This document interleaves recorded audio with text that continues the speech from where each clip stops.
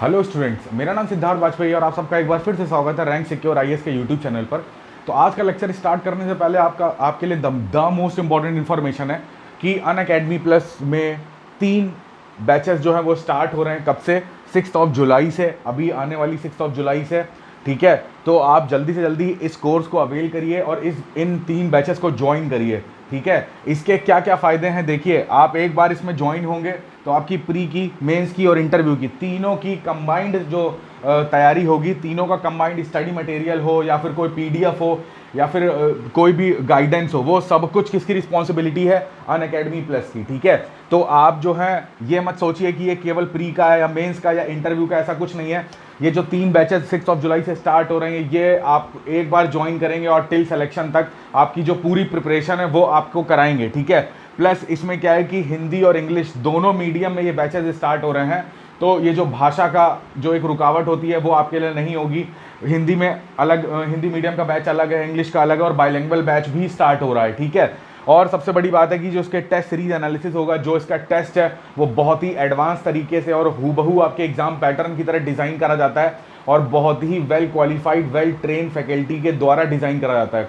जैसा कि आपका एग्जाम आप देने जा रहे हो हूबहू वैसा आता है। ठीक है, तो ये सारे जो फीचर्स हैं, ओवरऑल सिलेबस की बात हो गई या पूरे स्टडी मटेरियल की बात हो गई, यहाँ तक कि यूपीएससी में जो हम लोग इंपॉर्टेंट बुक्स पढ़ते हैं उनके पीडीएफ भी आपको दिए जाएंगे और आपको अनअकैडमी प्लस के बहुत ही ज़्यादा गुणवान टीचरों से पढ़ने का मौका मिलता है। तो आप बिना देरी करे 6 जुलाई का जो बैचेस स्टार्ट हो रहे हैं उसको ज्वाइन करिए, जल्दी से जल्दी अनअकैडमी प्लस को सब्सक्राइब करिए, उसका कोर्स अवेल करिए।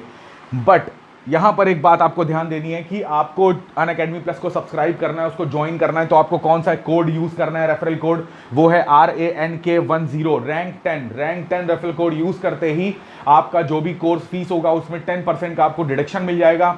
प्लस इसके साथ ही साथ आपको आरती मैम के गाइडेंस में, उनके पर्सनल गाइडेंस में आपको आपके एग्जाम की प्रिपरेशन करने का मौका मिलेगा। आप उनके मार्गदर्शन में उनकी सारी जो स्ट्रैटेजीज हैं, उनकी बुक्स, वो जो भी चीज़ें, जो भी उनका सब्जेक्ट है, वो सारी नॉलेज वो आपके साथ शेयर करेंगी। तो प्लीज़ बिना देरी करे जल्दी से जल्दी इसको सब्सक्राइब करिए अनअकैडमी प्लस को। और कौन सा कोड आप यूज़ करेंगे? रैंक 10। ठीक है, डेट याद रखिएगा, 6 जुलाई से तीनों बैचेस स्टार्ट हो रहे हैं, प्री मेंस इंटरव्यू के, हिंदी इंग्लिश मीडियम के, और बेस्ट टेस्ट सीरीज एनालिसिस होगा। पूरा कोर्स का मटेरियल आपको प्रोवाइड होगा। ठीक है, एक बार आप इसका स्क्रीनशॉट ले लीजिए। Thank you.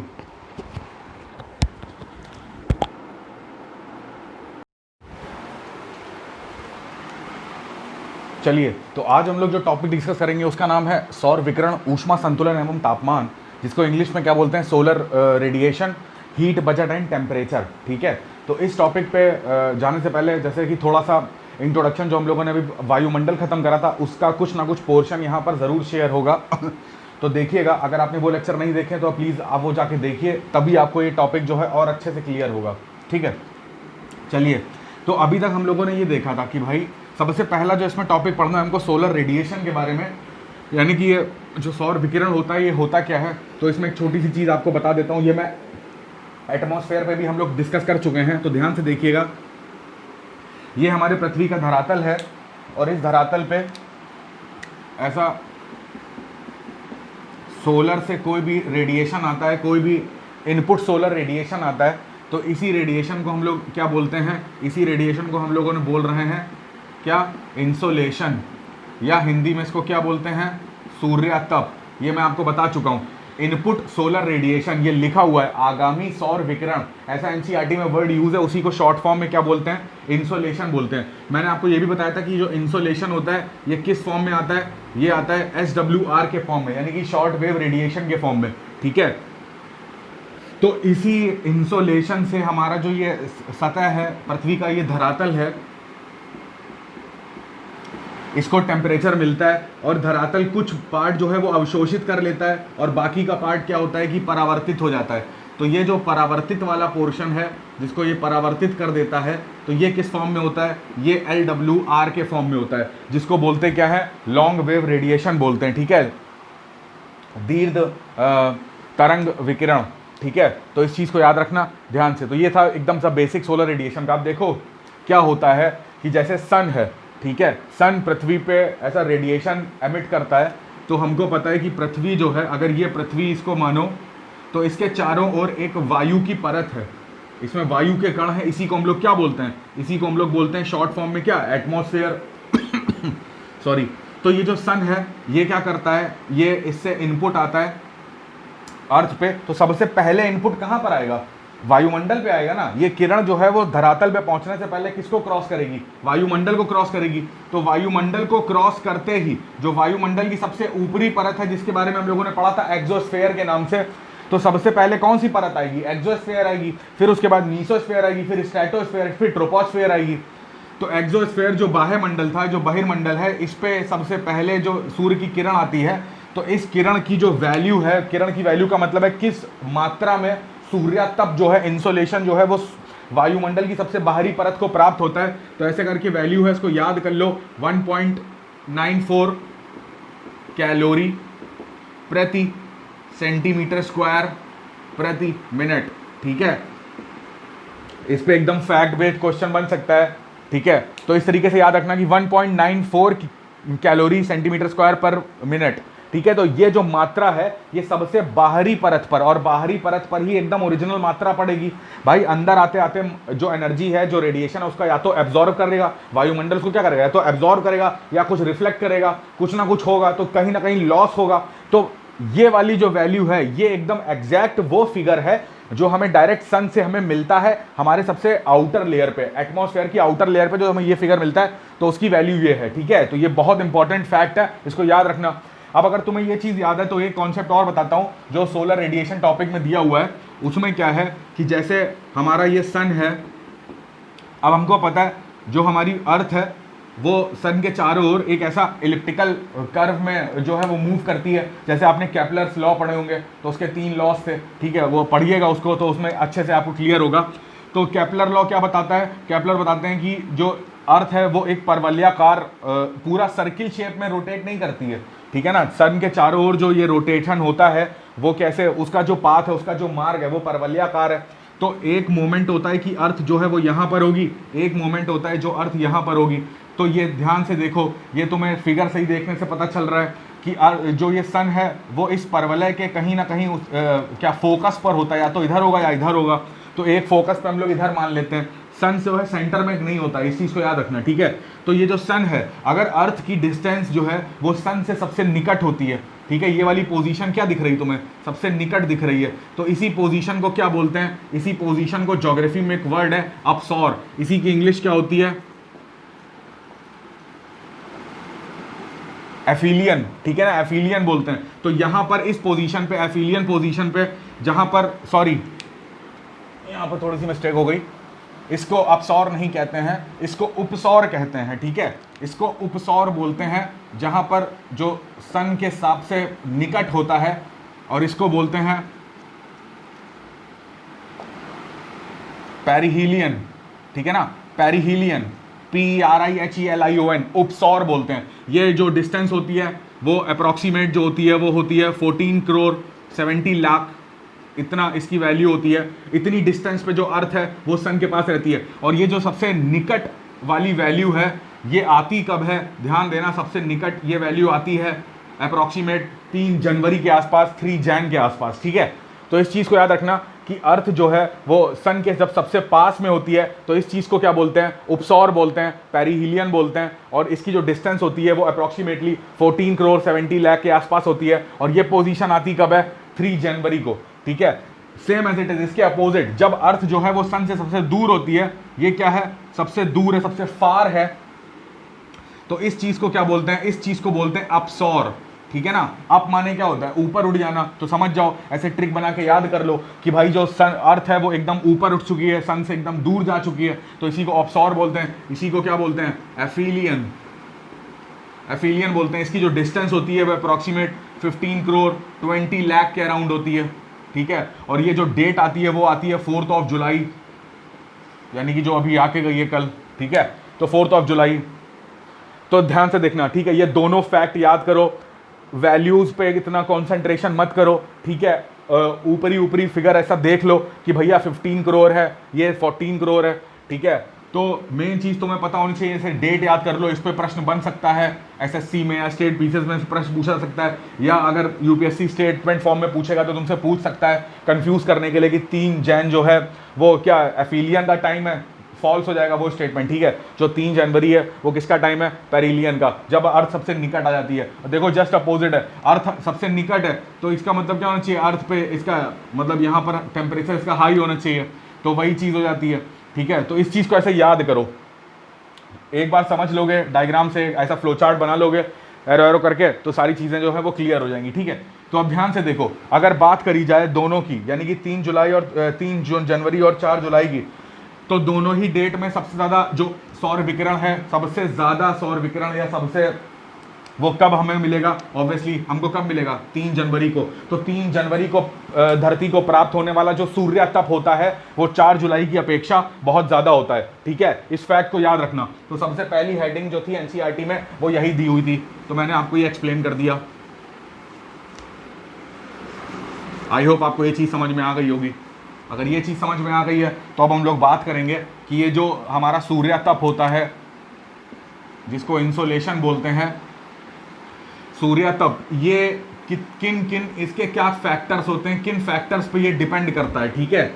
ये तो एक फैक्टर है ही कि भैया जो पृथ्वी का जो घूर्णन पथ है वो परवलयाकार है, तो यहाँ पर सूर्य तप ज़्यादा मिलेगा, यहाँ पर कम मिलेगा। बट इसके अलावा भी कई सारे फैक्टर्स होते हैं जो हमारी एनसीईआरटी में गिवन है, ठीक है। जो सूर्य तप हमको पृथ्वी पर मिलता है उसमें इतनी वेरिएबिलिटी या भिन्नता जो होती है वो क्यों पाई जाती है, तो उसके कुछ फैक्टर्स हमको पढ़ने हैं। सबसे पहला फैक्टर जो है वो यही था कि पृथ्वी जो अपने अक्ष पर घूर्णन होता है, सबसे पहला फैक्टर ये है। दूसरा फैक्टर है कि जो सूर्य की किरणें आती हैं, ठीक है, सूर्य किरणों का जो कोण बनता है, ठीक है। तीसरा है जो स्थल का विन्यास है, विन्यास का मतलब होता है कॉन्फ़िगरेशन, यानी कि किस तरीके का लैंडफॉर्म है, कॉन्फ़िगरेशन कैसा है लैंड का, ठीक है। चौथा पॉइंट है सूर्य किरणों का कोण, इसको इंसिडेंस एंगल भी बोल सकते हैं, ठीक है। ये रोटेशन हो गया, रोटेशन ऑफ एक्सिस, ठीक है। चलो अभी देखते, याद आ जाएगा तो लिख दूंगा यहाँ पे। तो देखो ध्यान से, इसका मतलब क्या है, ये सारे कुछ फैक्टर्स ऐसे हैं जो हमारे इंसोलेशन को, यानी सूर्य तप को, कहाँ सूर्य तप ज़्यादा पड़ेगा, कहाँ पे सूर्य तप कम होगा, कहाँ पे पृथ्वी का धरातल ज़्यादा गर्म होगा, कहाँ पे कम गर्म होगा, ये सारी चीज़ें जो है ये कुछ कारण है वो एक्सप्लेन करते हैं, ठीक है। तो देखो ध्यान से, हमको पता है कि जो पृथ्वी का अक्ष है, तो पृथ्वी क्या करती है, एक तो सूर्य के चारों रोटेट हो रही है, प्लस अपने अक्ष पे भी रोटेट होती है, ठीक है। अपने अक्ष पे जब ये रोटेट हो रही है तो हमको पता है कि हम लोग अभी ऐसे पृथ्वी को मान लेते हैं कि भाई ऐसा ये नॉर्थ पोल है, ये साउथ पोल है, ये पृथ्वी का अक्ष है। बट एक्चुअली में ऐसा नहीं होता, थोड़ा सा अक्ष जो है वो कैसा है, पृथ्वी जो है अपने अक्ष पे ऐसा टिल्टेड फॉर्म में है, तो ऐसा उसका जो अक्ष होता है वो टिल्टेड है। तो इस टिल्टेड के कारण, यानी ये जो एंगल बनता है, तो ये क्या है, अभी यहाँ पर मान लो कि सन है, ठीक है, ये सन की पोजीशन है, तो सन की तरफ पृथ्वी का जो झुकाव है ये डिसाइड करता है सूर्य तप को। कैसे, देखो अगर पृथ्वी जो है वो झुकी हुई ना होती, वो बिल्कुल ऐसा सीधे होती, तो क्या होता है कि जो नॉर्थ पोल और साउथ पोल है इसमें बराबर मात्रा में इंसोलेशन मिलता।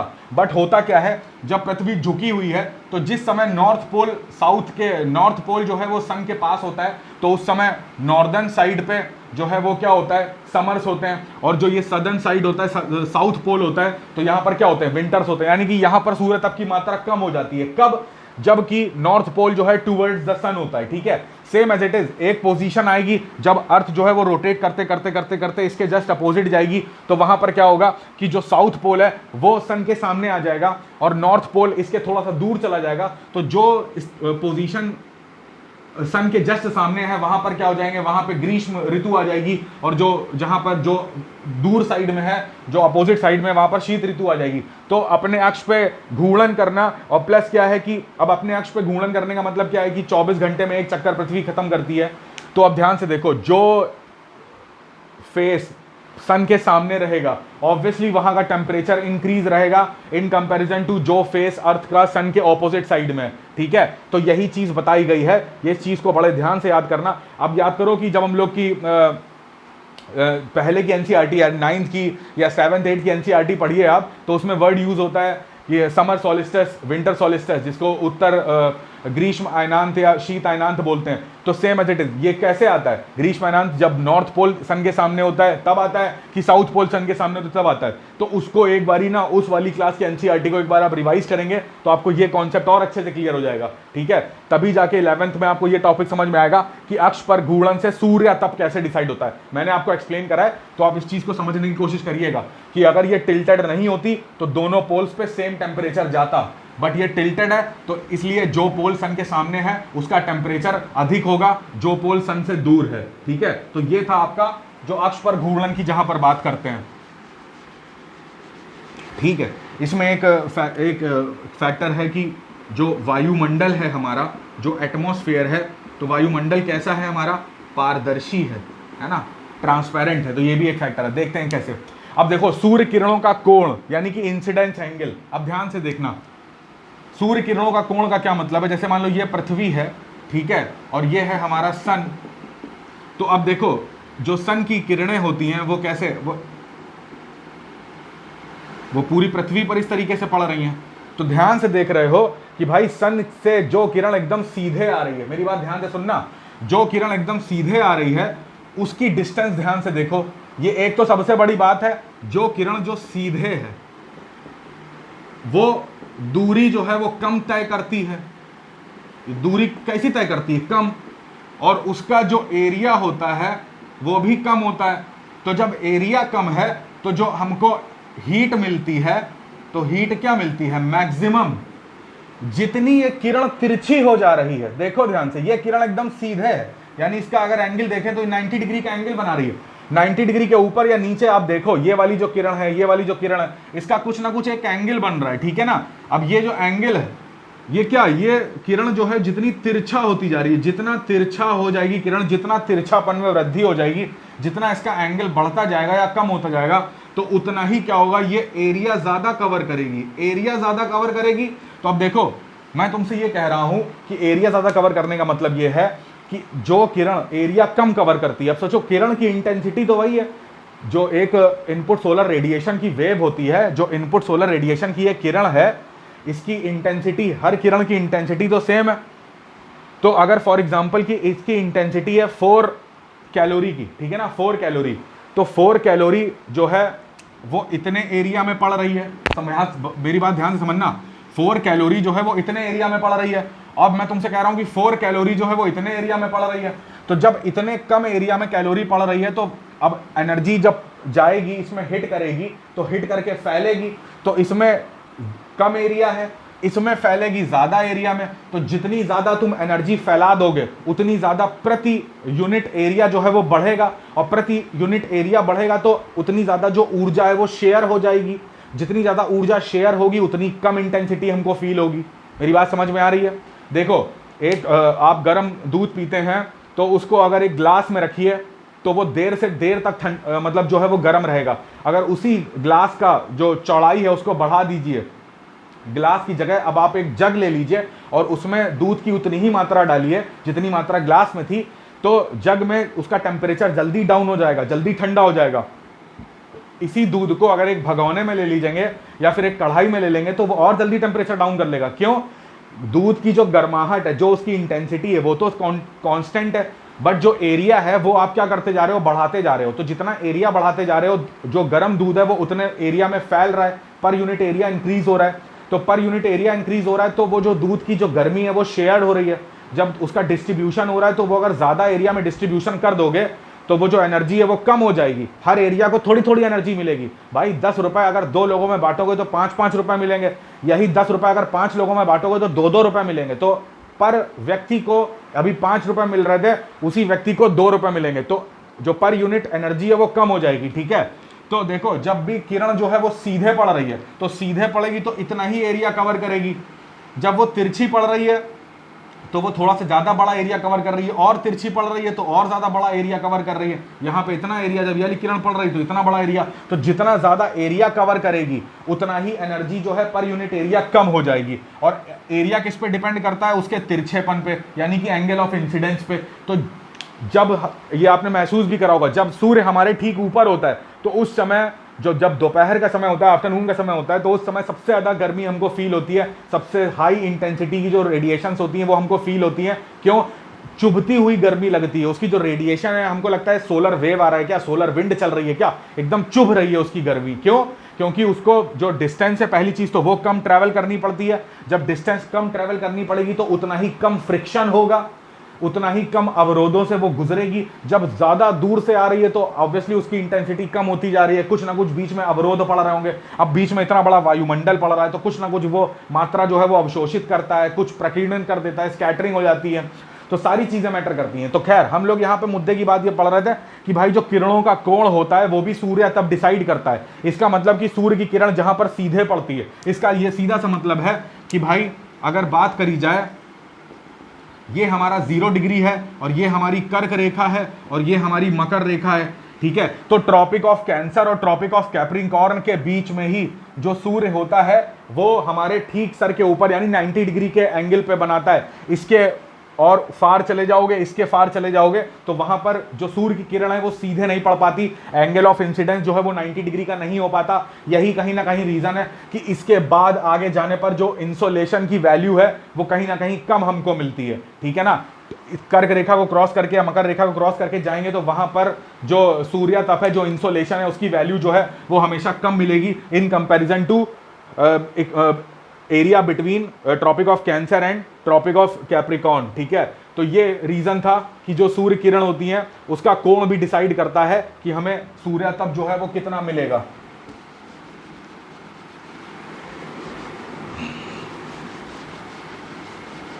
आई होप आपको ये दोनों पॉइंट समझ में आए होंगे। अब देखो स्थल का विन्यास क्या मतलब है, कॉन्फ़िगरेशन क्या है। अब देखो ध्यान से, अभी मैंने तुम्हें बताया कि भैया जहां सूर्य की किरण सीधे पड़ती है वहां पर क्या हो जाएगा, वहां पर एकदम कम दूरी ट्रैवल करेगी पहली चीज किरण, तो उसका हीट लॉस ज्यादा नहीं होगा। और दूसरी बात है कि वो कम एरिया में पड़ेगी, एकदम सीधे सीधे मार रहे हैं लेजर की तरह, तो वो कम एरिया में पड़ेगी, तो उसमें पर यूनिट एरिया जो कैलोरी की मात्रा है वो बढ़ जाएगी। और ठीक है, ये बात समझ में आ गई। चलो, तो अगर ये बात तुम्हें समझ में आती है तो अब ये देखो कि भाई 0 डिग्री की बात कर रहे हैं, 0 डिग्री लैटिट्यूड मतलब कि विषुवत रेखा की भी बात कर रहे हैं। तो विषुवत रेखा पर भी पूरी पृथ्वी पर, अब ये जो 0 डिग्री लैटिट्यूड है पूरी पृथ्वी को 2 पार्ट में डिवाइड करता है, तो पूरी पृथ्वी पर विषुवत रेखा पर भी जो भी स्थल और समुद्र आते हैं उसका भी टेम्परेचर सेम नहीं रहता। तो अब ये क्या बात हो गई, पहले तो हमने ये बोला कि भैया जहां पर 90 डिग्री पे किरण आ रही है वहां का सूर्य तप सबसे मैक्सिमम होगा, समझ में आ गया। मगर जहां पर 90 डिग्री पे किरण आ रही है उस पूरे एरिया का भी जो इंसोलेशन होता है वो सेम नहीं होता है। अब इसके पीछे क्या रीजन है, इसके पीछे का रीजन देखो, इसी के पीछे का रीजन है स्थल विन्यास। यानी कि जो हमारी अर्थ के सरफेस पे, अगर मेरा अर्थ का सरफेस ये है और जो सन की किरण है वो एकदम 90 डिग्री पर आ रही है, बट हमारे जो सरफेस है वो एकदम फ्लैट तो है नहीं, ठीक है ना। ये जो हमारा क्रस्ट है, जो लिथोस्फियर है, ये एकदम फ्लैट तो है नहीं। यहाँ पर क्या है, यहाँ पर आपको कुछ लैंडफॉर्म्स दिखेंगे, जैसे पठार दिखेंगे, कुछ पर्वत दिखेंगे, कुछ और ऊंचे पर्वत दिखेंगे।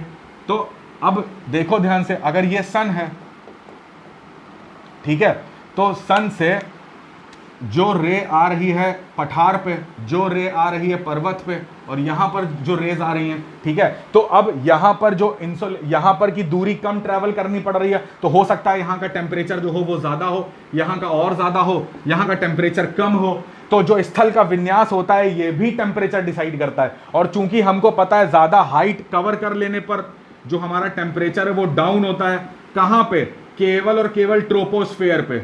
मतलब ट्रोपोस्फेयर के अलावा भी होता है, मीसोस्फेयर भी होता है, बट अभी ये ध्यान रखो मीसोस्फेयर तक तो हमारा कोई लैंडफॉर्म पहुंचता नहीं है। चूंकि हम लोग स्थल विन्यास की बात कर रहे हैं तो हम लोग केवल किस लेयर की बात करेंगे, ट्रोपोस्फेयर की। तो ट्रोपोस्फेयर की खास बात ये होती है कि भैया हाइट बढ़ने पर टेम्परेचर क्या हो जाता है, डाउन हो जाता है। तो ये भी कहीं ना कहीं जो हमारा वायुमंडल है, खैर ये चीज इसमें कवर हो जाएगी, बट अभी ये जान लीजिए कि ये भी चीज कहीं ना कहीं ये डिसाइड करती है कि भाई एक ही अक्षांश पे जो सूर्य तप है वो भिन्न भिन्न होते हैं, ठीक है। दूसरा बात करें 0 डिग्री पे, अब 0 डिग्री को अगर तुम वर्ल्ड के मैप में देखोगे तो 8 डिग्री से इंडिया स्टार्ट हो जाता है, नहीं 0 डिग्री के कुछ 8 डिग्री ऊपर से इंडिया स्टार्ट हो रहा है, ठीक है। तो 0 डिग्री पे देखोगे तो तुम्हें मिलेगा क्या, तुम्हें मिलेगा इंडियन ओशियन, तुम्हें पैसिफिक ओशियन का भी कुछ पार्ट मिलेगा, ठीक है। तो यानी कहने का मतलब है कि यहाँ पर ओशियन भी आ रहे होंगे, ठीक है, ओशियंस भी हैं, और यहाँ पर कॉन्टिनेंट भी हैं। ये क्या है, ये कॉन्टिनेंट है, ये क्या है, ओशियन है। और हमको ये पता है कि भैया जो कॉन्टिनेंट होते हैं, नहीं पता है तो ये चीज़ जान लो कि कॉन्टिनेंट जो होते हैं, जो महाद्वीप होते हैं, वो जो स्थल होता है वो जल की अपेक्षा जल्दी गर्म होता है और देर तक गर्म रहता है, जबकि जल्दी गर्म होता है, जल्दी गर्म होता है और जल्दी ठंडा होता है, ठीक है। जो हमारे कॉन्टिनेंट्स हैं ये फास्ट गर्म भी होते हैं और ठंडे भी हो जाते हैं, मगर जो हमारा ओशियन है ये स्लो होता है। स्लो किस टर्म में, दोनों टर्म में, एक तो ये गर्म भी स्लो होते हैं और ठंडे भी स्लो होते हैं। इनको गर्म होने के लिए भी ज़्यादा टेम्परेचर चाहिए होता है, ठंडा होने के लिए भी उतना ज़्यादा टाइम चाहिए होता है, ठीक है ना। तो जो कॉन्टिनेंट होते हैं इनका जो इंसोलेशन होता है वो हमेशा ओशियन से ज़्यादा रहेगा, ये चीज़ हमेशा याद रखना। तो अब चूंकि 0 डिग्री पर भी ओशियन भी हैं, कॉन्टिनेंट्स भी हैं, तो महाद्वीप का जो सूर्य तप होगा, महाद्वीप को जो मिल रहा होगा सूर्य तप, और महाद्वीप का अगर टेम्परेचर काउंट करेंगे तो महाद्वीप ज़्यादा गर्म होते हैं इन कंपैरिजन टू ओशियंस। अब देखो यार, पानी जो है वो क्या है, उसमें वो करंट भी फ्लो होता है ना, तो उसमें कुछ मात्रा जलवाष्प के रूप में भी वाष्पीकरण हो जाता है, तो उसकी जो हीट है वो वाष्पन की गुप्त ऊष्मा में कन्वर्ट हो जाती है, जिसको बोलते हैं कि लेटेंट हीट ऑफ कंडेंसेशन। तो कहीं ना कहीं जो ओशियंस हैं वो अपनी जो हीट है उसको कहीं ना कहीं उसके पास लॉस करने के तरीके हैं, उसको एमिट करने के तरीके हैं, बट कॉन्टिनेंट के पास ऐसा कोई फॉर्मूला नहीं है। तो कॉन्टिनेंट जो है वो ज़्यादा गर्म रहते हैं इन कंपैरिजन टू ओशियंस, ठीक है। तो ये मतलब था कि जो स्थल विन्यास होता है वो किस तरीके से प्रभावित करता है सूर्य तप को, ठीक है। आई होप आपको ये चीज़ समझ में आई होगी। अगर ये चीज़ समझ में आई है तो इसी में जल्दी से ये देख लेते हैं कि भैया जो हमारा ये वाला है वायुमंडल, अब वायुमंडल कैसे डिसाइड करता है, हमको पता है कि भैया अगर ये पृथ्वी है, पृथ्वी के चारों ओर एक लेयर है वायुमंडल की, अगर ये सन है, सन से जो भी किरण आ रही है तो वो वायुमंडल से होके आएगी। अब वायुमंडल में क्या है कि भैया एक परत, जो ये सारी परतें हैं वो क्या करती हैं, जो ये सौर विकिरण है इसका कुछ ना कुछ पार्ट क्या कर लेती हैं, ये अवशोषित कर लेती हैं, ठीक है। अब वायुमंडल में ही कहीं ना कहीं क्या पाए जाते हैं, ये पाए जाते हैं क्या, मेघ, यानी कि क्लाउड कुछ पार्ट जो है वो क्या करते हैं, वो अवशोषित करते हैं, प्लस कुछ पार्ट जो है वो परावर्तित भी कर देते हैं, है ना, कुछ पार्ट तुरंत ही जो इंसोलेशन का है वो रिटर्न बैक कर देते हैं। अब इसी में पाए जाते हैं क्या, ये पाए जाते हैं क्या, वाटर वेपर। तो वाटर वेपर भी क्या करते हैं, कुछ पार्ट क्या करेंगे, अवशोषित। वाटर वेपर यहीं पे पाई जाएगी, कौन, ये एक लेयर, इसी को क्या नाम देते हैं, ओजोन। तो ओजोन भी क्या करेगी, जो ये इंसोलेशन आ रही है इसका जो यूवी पोर्शन है इसको क्या कर लेगी, इसको कर लेगी एब्जॉर्ब।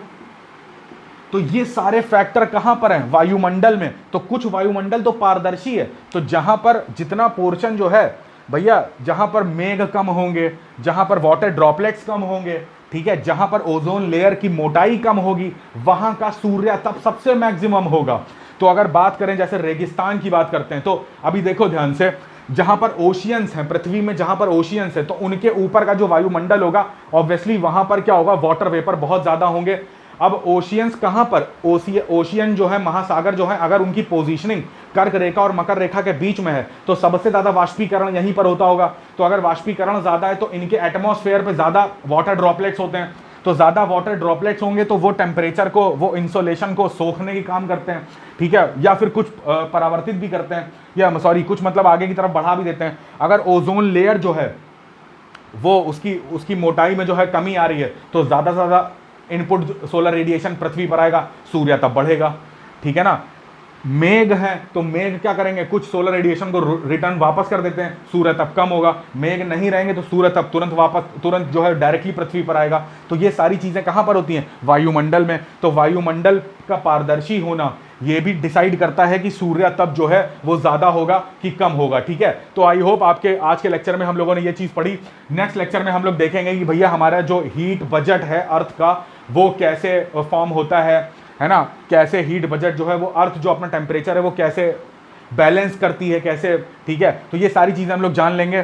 तो इसको देखिएगा लेक्चर्स को, प्रीवियस लेक्चर अगर आपने नहीं देखे हैं तो उनको देखिए, और चैनल को लाइक करिए, सब्सक्राइब करिए, शेयर करिए, ठीक है। पढ़ाई करते रहिए और जल्दी से जल्दी अनअकैडमी प्लस को ज्वाइन करिए और घर पे रहिए। Stay safe. जय हिंद।